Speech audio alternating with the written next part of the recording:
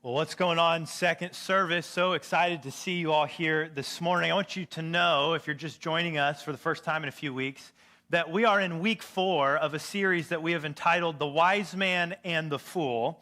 And I've kind of broken this series into 3 parts. And so we have finished part 1 of the series where we looked at Solomon's rise.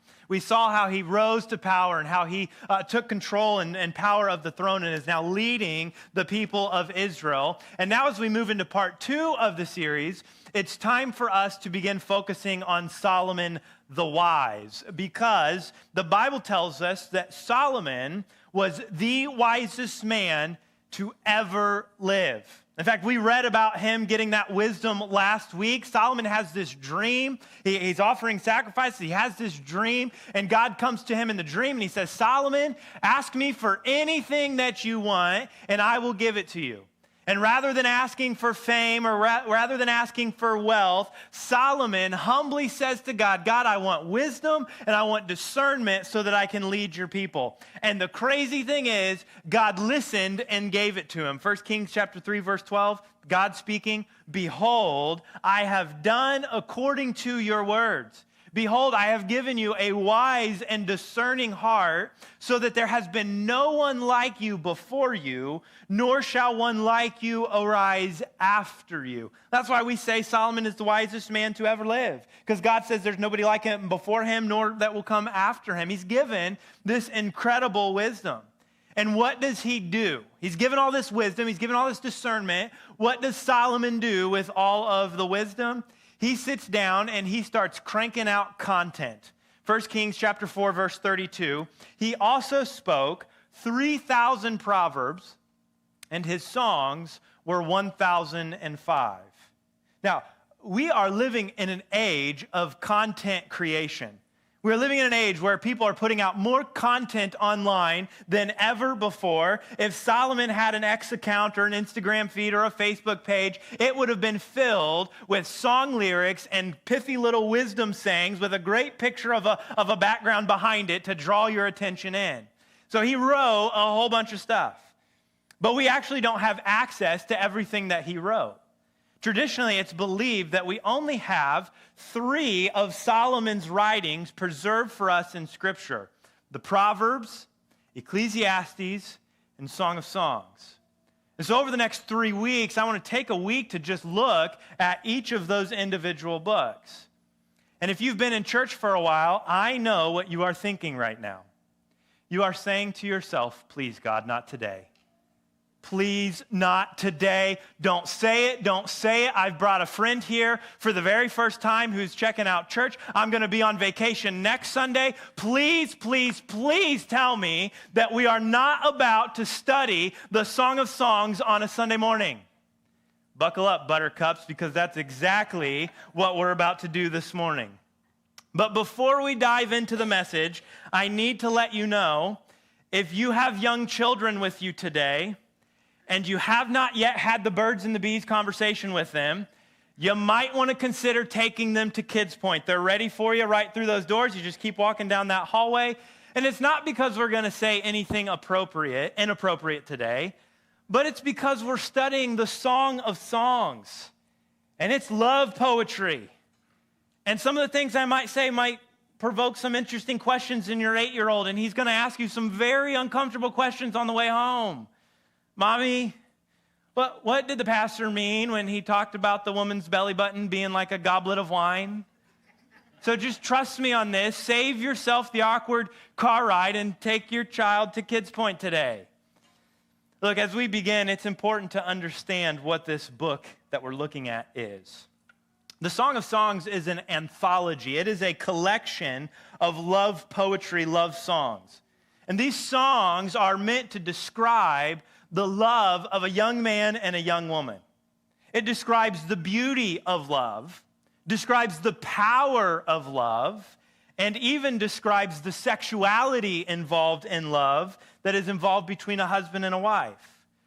And oftentimes we approach this subject with timidity, or we're scared of this book. We don't want to study the Song of Songs. And in my research, I learned that there are many preachers who won't even touch this book on a Sunday morning. But I want to just spend some time helping you see, helping you recognize what Scripture says about this song. Because according to the Scriptures, we need to tell one direction to move over because this is, in fact, the best song ever. Song of Songs, chapter 1, verse 1. Here's what it says. The Song of Songs, which is Solomon's. Now, that Song of Songs, that is a superlative. It's like saying the Holy of Holies. You go to the temple, and they had lots of holy places, but there was one place that was the holiest place. It was the Holy of Holies. It's the best of the best. This song is the song above all other songs. I mean, don't you think that that's something that we should pay attention to? If the Bible says it's the best song ever written, isn't that something that we should tune into? I mean, think for a second about the best song you've ever heard. I mean, your favorite song of all time. If we were to poll the audience and ask you what your favorite song is, we would get wildly different answers on the best songs in history. You say Hotel California by the Eagles. I say Back in Black by AC/DC. You say Ring of Fire by Johnny Cash. I say Man in Black by Johnny Cash, right? The point is we all have favorite songs. We all have a song of songs at the top of our Spotify list or the top of our Apple Music list. Could you imagine your life without having ever heard that song? Our favorite songs speak to us. They take us on a journey. They use words and ideas and images that relate to us on a deep level, and songs are able to capture feelings and thoughts that just plain words, speaking words, or written words can't. And the song we look at today is the song above all songs. And most of us maybe didn't even know about it till this morning, and if we did, we've never taken the time to just sit down and listen to the song. So my goal today is to help you not be scared of this book. In fact, I think if you read this book, you would have a better appreciation for your spouse or your future spouse. And when you view this book in the context of the entire Bible, you'd have an even deeper love for God and appreciate and take more joy in His love for you. So here's what I want you to know today. Song of Songs is not a book to avoid, but it is a song to enjoy. Not a book to avoid, but a song to enjoy. These songs, they tell the story of a young Solomon-like king and his fair maiden, known as the Shulamite woman. The song tells the story of their courtship, their dating relationship. It describes their mutual desire and their sexual attraction for one another. It's filled with encouragement and praise and compliments of the other's character and their physical beauty. But most importantly, the book ends by reminding us of the power and the permanence of love between husband and wife and between God and humanity. And when it's all said and done, the Song of Songs helps us reflect on the divine gift of love. So friends, don't avoid it. I want you to enjoy it. And this is something that we need to talk about today. Love has been cheapened in our culture.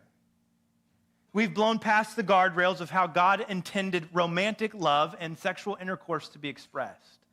Love has been reduced to a feeling with no commitment, identity without constraint, and pleasure without consequence.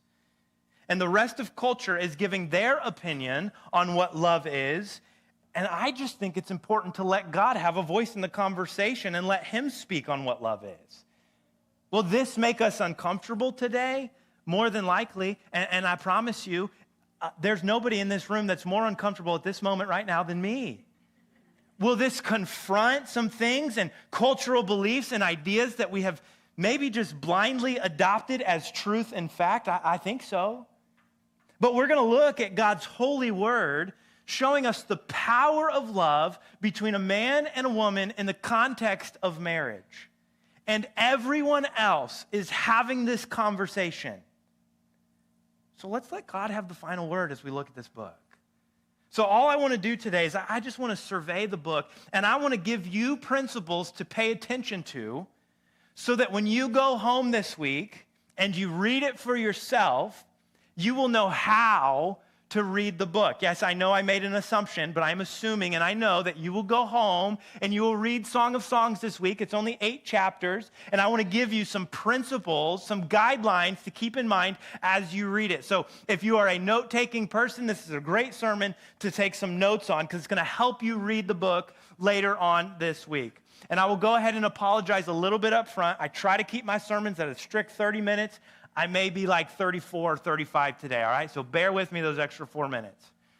But as you read the Song of Songs, you will notice that it reads almost like Shakespeare. And there are characters in the song, and they speak and they sing, and we see them at different times throughout the songs, the 2 main characters being the man and the woman. So first and foremost, number 1, I want you to pay attention to the people. Pay attention to the people. Let me give you an example of what I mean when I say pay attention to the people. It starts as early as verse 2, Song of Songs chapter 1. May he kiss me with the kisses of his mouth. For your love is better than wine. Your oils have a pleasing fragrance. Your name is like purified oil. Therefore the maidens love you. Draw me after you and let us run together. The king has brought me into his chambers. Now notice this is the first words written, and it's the woman that begins the song.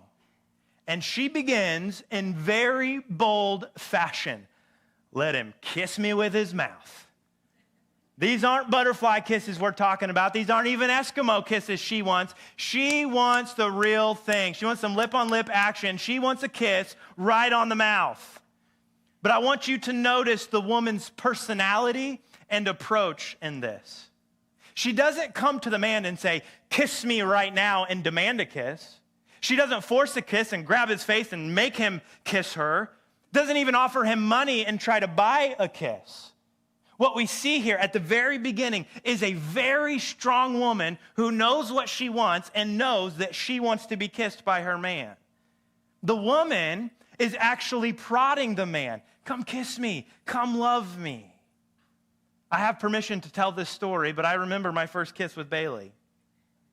And I know y'all might look at me and think that I'm just a hopeless romantic and these things have always come easy for me. But the truth is, when Bailey and I first started dating, I had no idea what I was doing in the realm of romance. And please don't ask her if I've learned anything in the 15 years we've been together. Ignorance is bliss. And we had been at a semi-professional baseball game in Indianapolis. In fact, here's one of the first pictures of our dating life together. We were in high school there. And we had been flirting and talking the entire game. And when it was time to say goodbye, I turned to leave, and I was walking back to my car. And I remember hearing, hey, that's it? Aren't you going to kiss me? And y'all, I turned right around, and I gave her a big old kiss right on the mouth. But she took the initiative. I didn't know what I was doing, so she took the initiative, and she said, hey, come kiss me. Take note of this. Throughout the song, the woman regularly takes the initiative for love, just like she's done here. In fact, the woman speaks 53% of the song, and the man only speaks 39% of the time. Thousands of years and not much has changed. All right, ladies, it is not uncommon for you to talk more than your man. In fact, just take it as encouragement to keep talking. So notice the people. You got this strong woman who initiates intimacy, but she steps back and lets the man lead. She's giving him an opportunity to step up to the plate. Ladies, this is something to think about. As the lines between male and female continue to be blurred, and as much of culture seems to push for no distinction between man and woman, the Song of Songs challenges strong women to initiate love, yet willing to wait for her man to take the lead. And fellas, don't think there's nothing for you here. I'm not just talking to the ladies, I'm talking to the guys too. Did you notice what the woman says about the man? Chapter 1, verse 3. Your oils have a pleasing fragrance. Your name is like purified oil. Therefore, the maidens love you. First and foremost, fellas, recognize this guy smells good. His oils have a pleasing fragrance, whatever that means. But then notice what she says about his name. His name is like purified oil. Therefore, the maidens love him. This is a nod to the man's reputation. You know, it's pretty obvious when someone doesn't have a good reputation. You ever told someone who you're hanging around with, a new friend, and the person just says, "Oh, interesting." Or in the case of my mother, it's a, right? Like, "Oh, interesting," or is not a good sign because it means that the person you're talking to knows something unsavory about your new friend, something that isn't good. But when the man's name is mentioned, nobody has to hold their nose. Nobody says, "Oh, interesting." Everybody loves this man. He has a good name. He is a man of character. In fact, the maidens that are around this woman, they are happy that she has found such a man. Guys in the room, do you have the strength of character that matches the strength of your woman's personality? Does the workplace know that you are someone that can be relied upon? Do you show up for people? Do you treat people with kindness and respect? Do people know that you have integrity? Are you able to do the right thing even when it's the hard thing? Are you the same person in private as what you put on display in public? Do people know that you will be understanding and kind and gentle with your spouse or your future spouse or your kids or your future kids? As you read Song of Songs, you got to pay attention to the people. Both the man and the woman are people of strong character and strong personality. The people tell you the kind of person, the people in the story, in the song, they tell you the kind of person that is required to do the hard work of love and marriage, because any married person in here will tell you marriage is anything but easy. So pay attention to the people. But also, number two, I want you to pay attention to the passion as well. Now, I'm going to spend the least amount of time here because this is where things have potential to be most uncomfortable. All right, I took a class on the wisdom of Solomon in college, and we spent several weeks looking at this book. And when my professor, Dan Dyke, taught this book, he taught it like this. And we just stared at his back. One class previous, I heard he put a paper bag over his head at one point. In fact, I was telling my wife that I was preaching Song of Songs this Sunday, and she rolled her eyes and said, "Oh boy, your immaturity is really going to shine with this one." No faith in me. So in an effort to protect myself from giggling like a middle school boy today, we're not going to spend much time here, but we do have to spend some time here.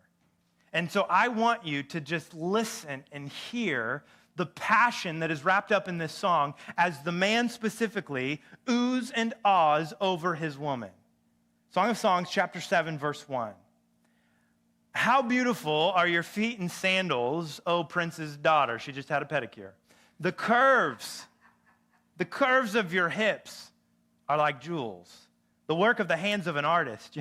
Your navel is like a round goblet which never lacks mixed wine, and your belly is like a heap of wheat fenced about with lilies. I mean, we're going to stop there because he just keeps moving up the body, all right? But can you hear the passion in that?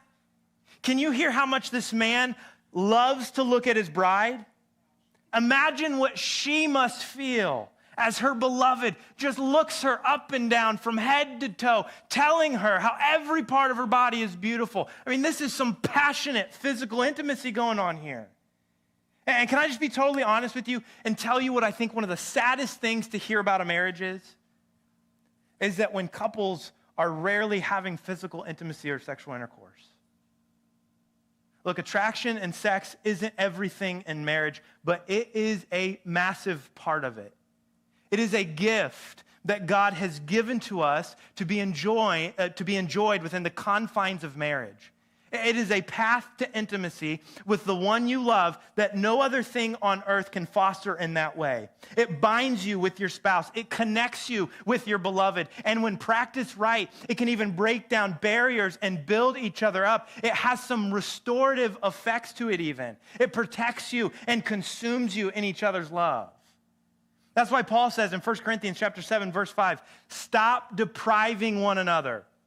He's talking to a husband and wife here. Stop depriving one another of sex, except by agreement for a time, so that you may devote yourselves to prayer and come together again, so that Satan will not tempt you because of your lack of self-control.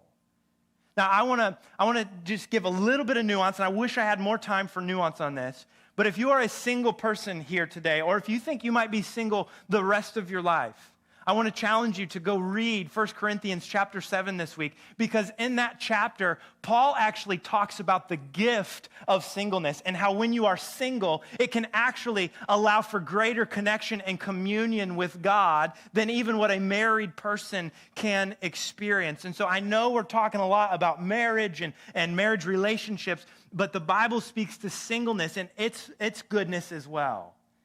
And so I want you to know, I want you to know, and I want you to be aware that your marriage and your future marriage should be full of sexual attraction and passion. It is a gift from God that we are meant to enjoy and employ with one another, encourage one another, take in each other's beauty, tell the other person what you love about them, put it on the calendar, y'all, and enjoy sex with your beloved regularly. And as you read the Song of Songs, you have to pay attention to the passion. Thirdly, I want you to pay attention to the power. Pay attention to the power. Of all the verses in Song of Songs, the ones I'm about to read might be the best at getting to the heart of what Song of Songs is trying to communicate. And it's showing us that when you have people of character and people of passion, the power that comes from that kind of love cannot be stopped. Chapter 8, verse 6. Put me like a seal over your heart, like a seal on your arm, for love is as strong as death. Jealousy is as severe as Sheol. Its flashes are flashes of fire, the very flame of the Lord. Many waters cannot quench love, nor will rivers overflow it. If a man were to give all the riches of his house for love, it would be utterly despised. I got to tell you, I almost preached on those few verses alone because it is rich with application and insight. And so just real quickly, I want to riff on these verses and just a little bit of the insight that they give. Number one, I want you to see the humility of love. The writers say, put me like a seal over your heart and over your arm. A seal indicates ownership. A king's ring was used to seal letters in hot wax. It was a sign of ownership and authority. These are my words. These lovers say to each other, no one else. I am yours and I am yours fully. I belong to you. Guys and gals, submit yourself fully to your spouse. Give them ownership of yourself. Number two, I want you to see that the whole self is involved in love. It says a seal on the heart and a seal on the arm, the internal and the external, the thoughts and the actions. All of that is required in romantic love. You must love your beloved in word and in deed. Think nice things, say nice things, feel nice things, and do good things. It's the whole self. Number three, I want you to see the strength of love. Lovers say that love is as strong as death and its jealousy as severe as Sheol. In other words, death is unavoidable. There is no stopping death, no matter how hard you may try. That's how powerful love is. When it works the way God intended, it cannot be stopped. Number four, I want you to see the origin of love. They say that love's flashes are like flashes of fire, the very flame of the Lord. I get this image of sparks that are flashing around a campfire. And those sparks that you can see, they represent love between a husband and a wife. But what is their origin? The origin and the source of those sparks is God's eternal flame, God's love for his people. And so, yeah, we experience love between husband and wife, but the origin of that love comes from God's love. I want you to also see the permanence of love. Number five, many waters cannot quench love, and rivers can't overflow it. This is a picture of the Hoover Dam. It's one of the greatest public work projects in American history. The concrete structure stands more than 720 feet high from foundation to roadway. Lake Mead is the reservoir where all the water is held, and that lake has reached as many as 9 trillion gallons of water. If the dam ever broke, a space the size of New Jersey would be covered with 1 foot of water. Towns and communities would be totally wiped out, and about 25 million people would be impacted because of their reliance on the water that comes from Lake Mead. The Hoover Dam is man-made, though. It could be destroyed through a massive explosion, a natural disaster, or a catastrophic human error, and the floodwaters would overflow. Godly love won't ever break.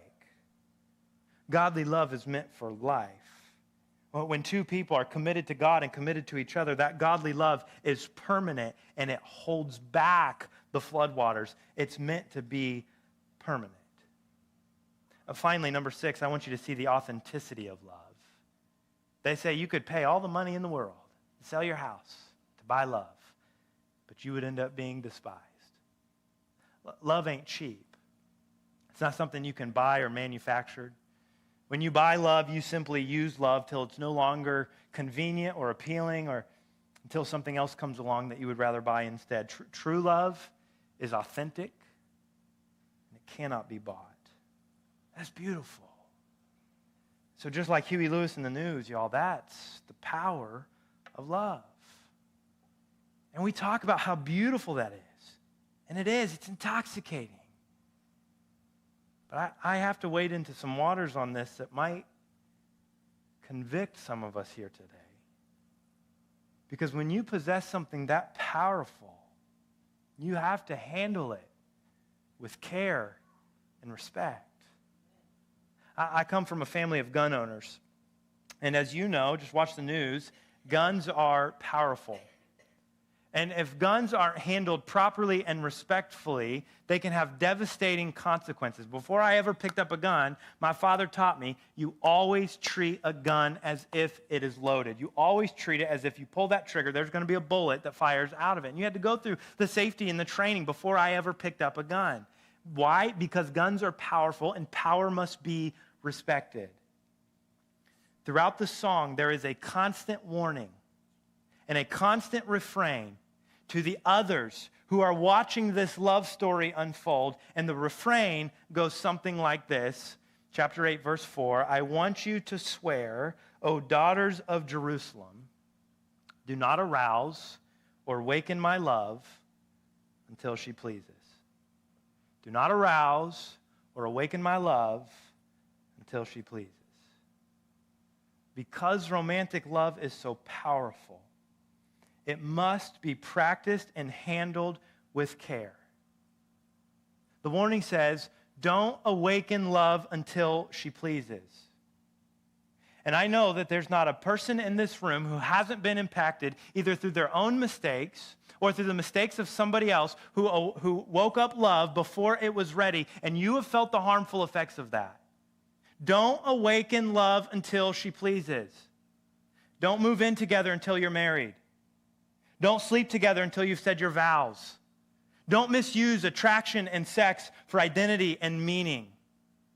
And I know this is tough, and I know there isn't a person in this room who doesn't have some kind of sexual brokenness, some kind of sexual mistake in their past. And so this isn't judgment. This is warning. This is warning from your preacher who has studied these things in the Bible. This is warning from your preacher who has made all of these mistakes and then some. Because this is powerful stuff we're talking about. And the statistics on cohabitation and moving in together and awakening love before it's ready are not good.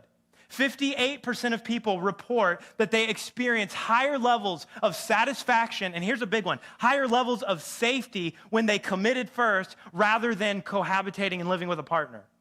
And there are tons of studies out there that have discovered the divorce rates as being higher for cohabitating couples than those who commit first. We've bought the lie in our culture that we have to test drive something before we buy it. But the studies show that when we test drive a marriage, it actually produces less satisfaction later on and leads to more divorce.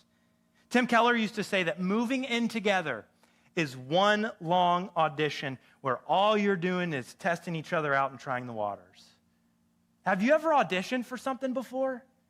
It's miserable. Like everything leading up to the audition itself, and then the time afterwards before you find out if you got the part or not. It's miserable, but we're okay to live with that uncertainty around something as powerful as romantic love. So let me offer a solution. I don't want to be the guy that stands up here and just gives you a bunch of problems with no solutions. If you are romantically involved and still living separately, keep it that way. Keep it that way. Don't believe the lie that you got to test drive the car before you can buy the car. If you're living with someone right now and you're convicted of this, decide today to get married. Don't spend another night together unmarried. In fact, I'll do you one more. My afternoon is clear. I didn't schedule anything today because I wanted to be able to make this offer. And if you are both willing and you both have a share of faith, I'll marry you today. I have the power by the Commonwealth of Massachusetts to marry you today. And if you're not ready to be married but you're living together, move out. Crash on someone's couch until you can figure out what's next and what you're going to do. Love is too powerful to just slide into a relationship for convenience sake. Oh, it saves me money, or it's easier, or I had no other option. No. Quit playing house. Quit playing with fire. Don't awaken love before it's ready. Handle it with care the way that God intended it to be handled. Pay attention, folks. Pay attention to the people. Pay attention to the passion. Pay attention to the power. And finally, and maybe most importantly, pay attention to the place. Pay attention to the place. Every good love story that we read or that we watch on the big screen is centered around a place. Sleepless in Seattle, Maid in Manhattan, Midnight in Paris. The love story that you'll read about in the Song of Songs constantly brings us back to the same place. Chapter 4, verse 12. A garden locked is my sister, my bride. A rock garden locked, a spring sealed up. You are a garden spring, a well of fresh water and streams flowing from Lebanon. Awake, O north wind, and come, wind of the south. Make my garden breathe out fragrance. Let its spices be wafted abroad. May my beloved come into his garden and eat its choice fruits. I have come into my garden, my sister, my bride. I have gathered my myrrh along with my balsam. I have eaten my honeycomb and my honey. I have drunk my wine and my milk. Eat, friends, drink and imbibe deeply, O lovers. My beloved has gone down to his garden, to the beds of balsam, to pasture his flocks in the garden and gather lilies. So much of this song takes place in a garden. The song pictures people working to get back to the garden. It gives us imagery of a garden. It's a repeated theme and place that we need to pay attention to. I want you to think about what we have here for just a moment. We have a love story and a garden.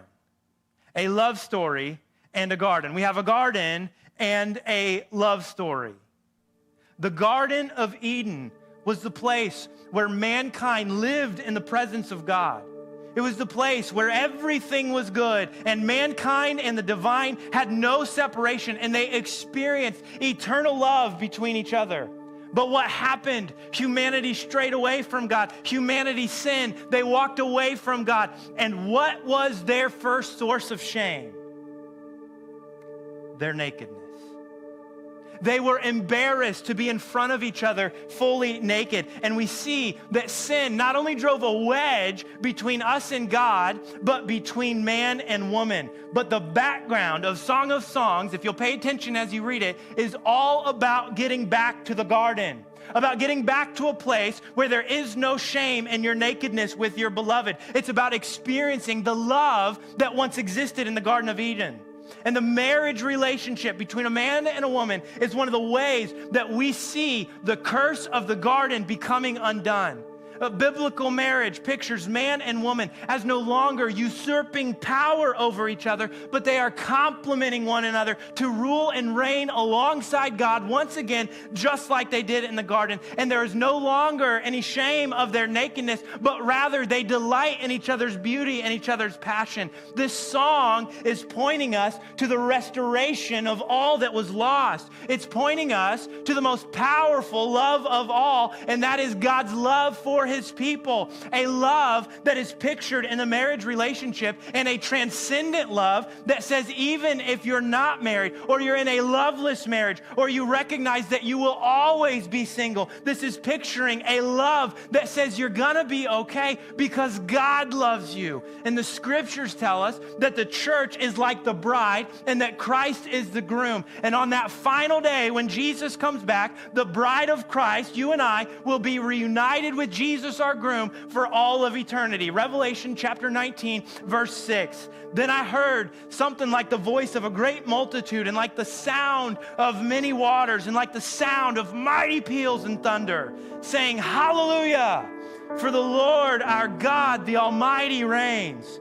Let us rejoice and be glad and give glory to him. For the marriage of the Lamb, that's Jesus, the marriage of the Lamb has come, and his bride, that's us, has made herself ready. It was given to her to clothe herself in fine linen, bright and clean, for the fine linen is the righteous acts of the saints of the church. The Song of Songs is about a marriage of pure and undefiled love. But don't miss the place, because the place points us to an even greater wedding and an even greater love. That is the love and the marriage of the Lamb and the bride, of Christ and his church, a marriage that was made possible because Jesus went to the garden for his bride.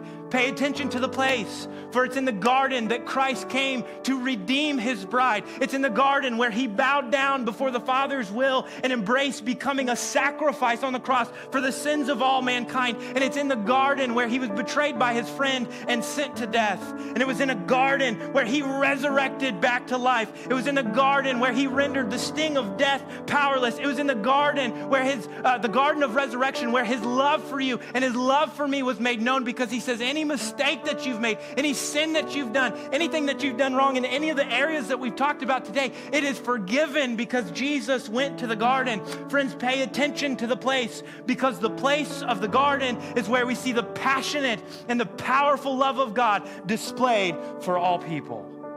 Friends, read this book. Read this book. This book not only helps us love our spouses better, but more importantly, it helps us know that we are loved passionately and powerfully by the infinite God of the universe, who is seeking to restore the love that was lost in the garden.